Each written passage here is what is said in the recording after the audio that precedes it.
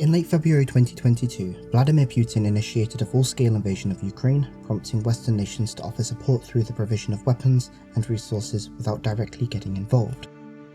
Throughout the conflict, the spectre of nuclear escalation has been raised on multiple occasions, often in an attempt to deter Western participation with boots-on-the-ground operations. In a televised statement on September 21, 2022, Putin emphasized that Russia possesses advanced means of destruction and would utilize all available resources to protect its territorial integrity. By resorting to nuclear threats, Putin aimed to minimize Western support while simultaneously pressuring them to respond to potential nuclear violence. Surprisingly, these tactics have had the unintended consequences.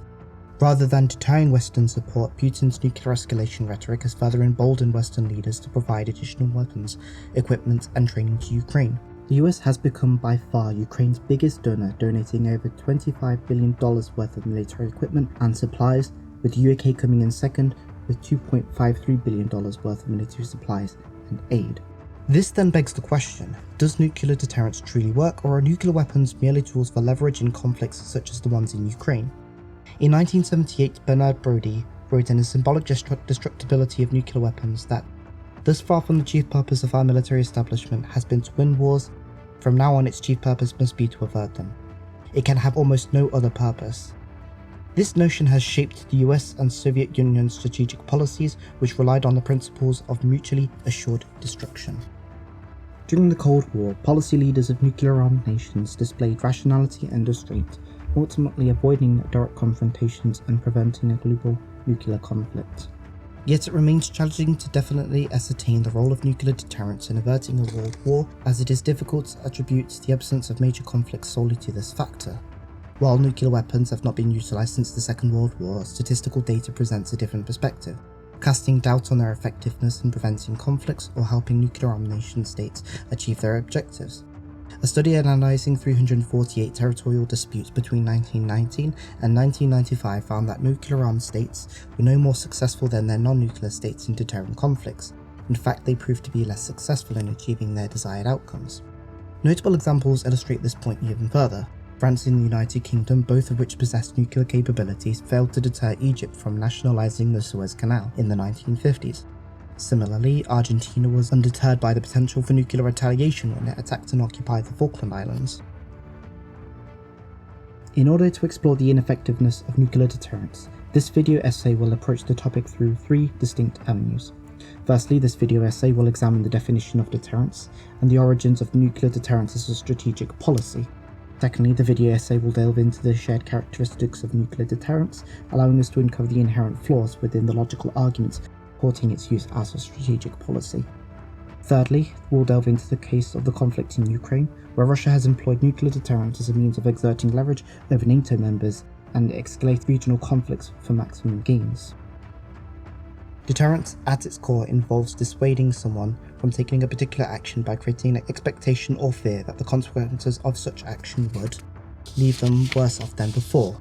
It can be achieved through two primary approaches: deterrence by denial and deterrence by punishment. Deterrence by denial focuses on making the action unlikely to succeed by erecting barriers or implementing measures that hinder the achievement of the action's objectives. Potential aggressors are discouraged. On the other hand, deterrence by punishment aims to increase the cost of the actions to a level that makes it highly undesirable, thereby creating a strong disincentive.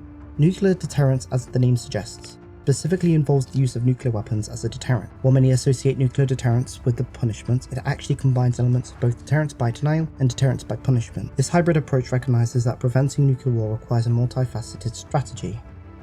Since the end of the Second World War in 1945, nuclear deterrence has been widely considered the most effective means for averting nuclear conflict. However, it's crucial to acknowledge that nuclear deterrence is not a static policy, and our understanding of which has been shaped by US military strategic doctrine between the 1940s and 60s. Discussions surrounding nuclear deterrence in the field of international relations often revolve around two contrasting schools of thought: liberalism and realism. Liberalism emphasizes cooperation, collective security, and the establishment of mechanisms to reduce conflicts between states. This perspective advocates for multilateral arms control and the promotion of democratic norms between states. On the other hand, realism adopts a self-help approach, considering the international system as lacking a reliable authority to enforce norms and prevent aggression. Realists argue that states must prioritize their own security and take responsibility for their protection. During the Cold War, American strategic policy was largely influenced by the realist school of thought. The US nuclear deterrence policy evolved in tandem with the developments in the political economy, serving as a dual purpose in both deterring Soviet aggression and securing American economic hegemony. The post-Second World War era witnessed significant economic growth in the establishment of the welfare system, coinciding with the formulation of the mutually assured destruction policy. In the 1970s and 80s, however, changing economic conditions prompted a shift in nuclear deterrence policy. US policymakers recognized that competing with the Soviet Union in terms of the sheer number of nuclear warheads was no longer sustainable. Consequently, the US nuclear doctrine shifted from quantity to quality.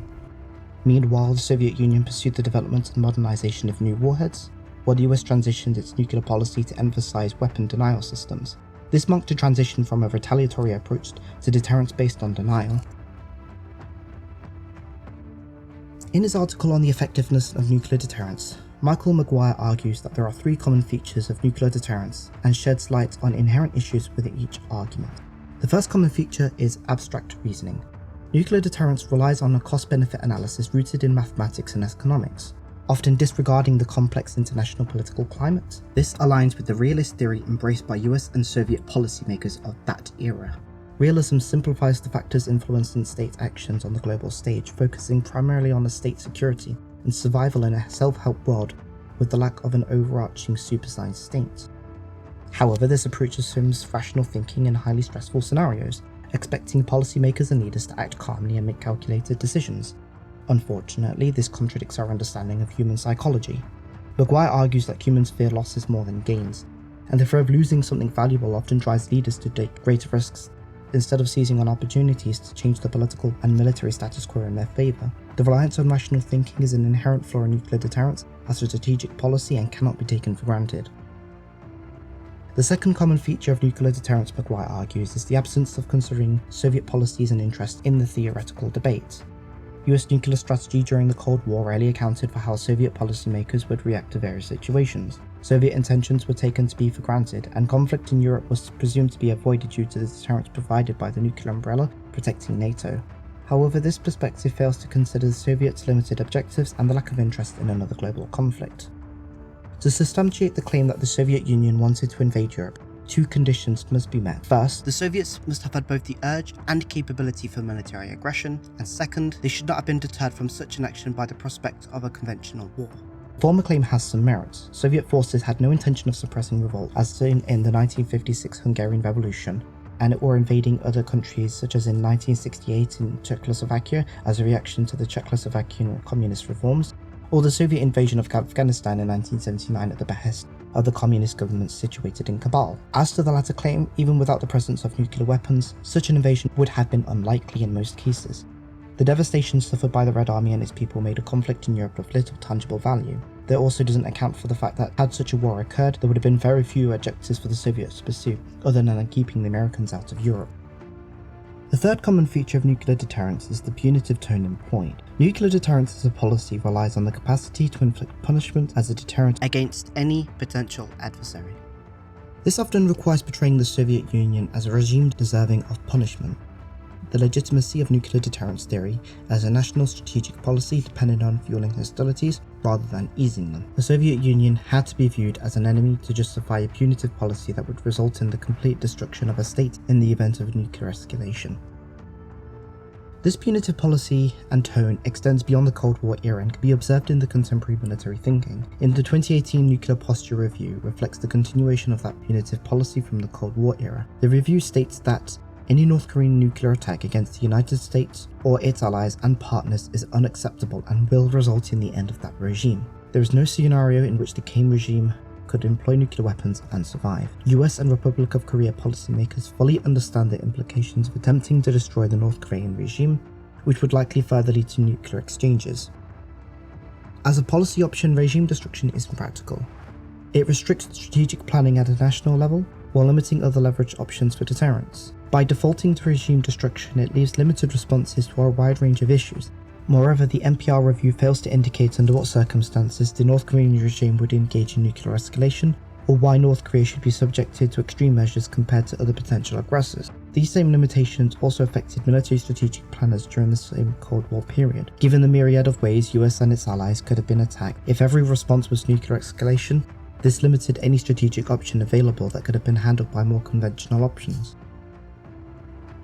The recent conflict in Ukraine serves as a prime example where nuclear weapons, while not physically used, have played a role in intensifying the war. Russia views nuclear weapons as a critical component of its foreign policy, aiming to deter NATO from encroaching upon its spheres of influence. While this aggressive military deterrence may deter conflicts with other major NATO nuclear powers, it has been employed to escalate conventional conflicts and achieve more favourable outcomes. Such a direct threat of nuclear weapon use violates the UN Charter's prohibition on the use of force and undermines the individual right to self-defense.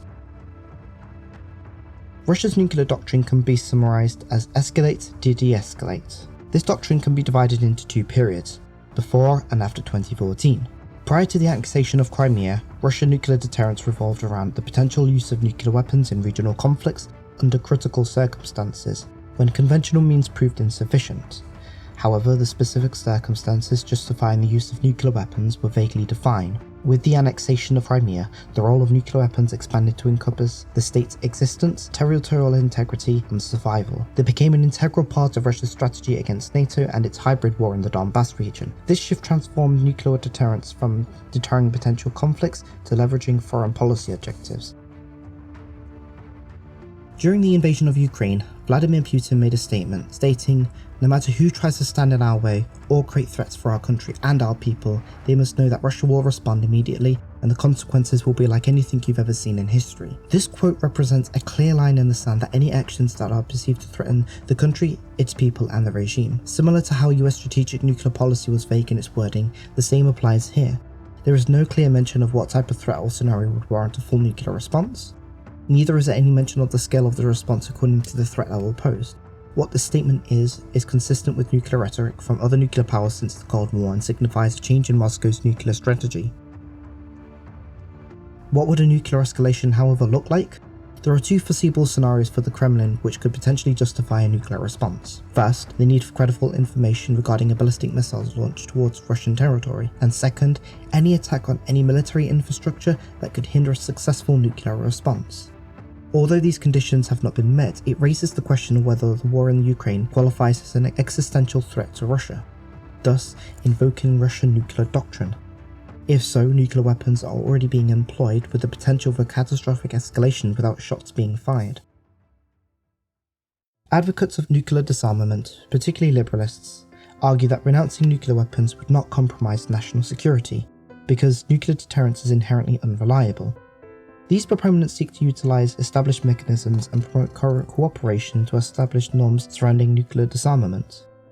Significant milestones such as the signing of the Non-Proliferation Treaty and influential leaders endorsing a nuclear-free world, like Barack Obama in his renowned 2009 Prague speech, signify the trend towards nuclear weapons regulation.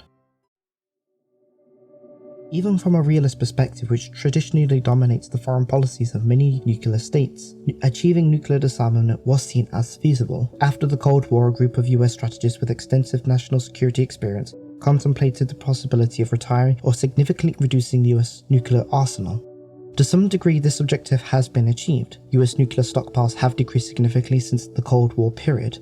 This visual data shows that US nuclear stockpile peaked around in 1962 to 1970, whilst the Soviet Union's nuclear stockpile peaked around 1982 to 1988. Since then, the global nuclear stockpile peaked around 1986, with the total number of nuclear warheads which have been decreased from 70,374 in 1986 to 12,512 as of March 2023.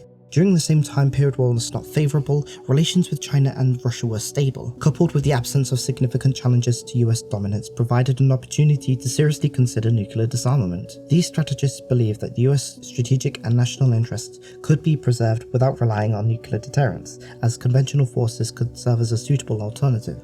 Moreover, the proliferation of nuclear weapons by rogue states posed a potential threat, raising concerns about a nuclear arms race. However, this alternative approach lost momentum as potential nuclear threats persisted and China and Russia invested in new nuclear systems, compelling US policymakers to respond and reassure allies. Recent actions and international events also give an indication of a regression of the progress being made towards the disarmament and banning of nuclear weapons. On the 25th of March of this year, Minsk signed a deal with Moscow to share non-strategic nuclear weapons, enabling the Belarusian president to make provocative statements about using such weapons. This also follows on from the United States' departure from the START Treaty, ending years of arms control agreements that had been in place since the 1970s. These actions alone cast doubt on the progress and effort being made towards nuclear disarmament, whilst increasing the likelihood of nuclear escalation. The reality of nuclear war on the world stage is as apparent now as it was during the Cold War. Liberalist movements and attempts to foster a nuclear weapons-free world are constantly undermined by global events that demand their existence, all in the name of national security. The shortcomings of nuclear deterrence, including its unreliability and potential unintended consequences, further question the effectiveness of relying on nuclear weapons as a strategic option. For now, however, they remain ever present.